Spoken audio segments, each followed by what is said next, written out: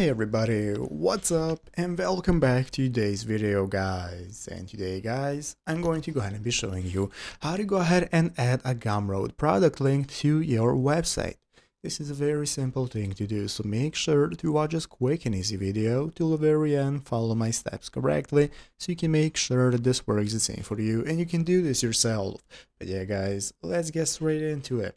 So the first thing we want to do is to go ahead and open up the official Gumroad website right here, gumroad.com, if you have not already. So after opening it up, the first thing we can do is go ahead and log into our account in the upper right corner. If you do not already have an account, you can just go ahead and create one. If you have one, you can log in normally and access your dashboard. So once we access our dashboard, it's going to look like this, from where we can get started with looking all the sections we can use for managing our website. So here at the left side of the screen, we have home, products, collaborations, and so on. So let's go and take a look at how to integrate Gumroad into websites using the Help Center article right here. So basically guys, what you want to do is open up the Help Center right here at the bottom of the screen, open up Help, and then search for this article right here. From there, you are going to find the instructions on how to go and integrate your Gumroad with different websites. So you can go to your accounts widget page and select model overlay, change the button text if you wish to, and click copy embed code. So open up this link right here that's going to take you to the widgets page, and from here you can get started with taking a look at the product that you want to use for a model overlay.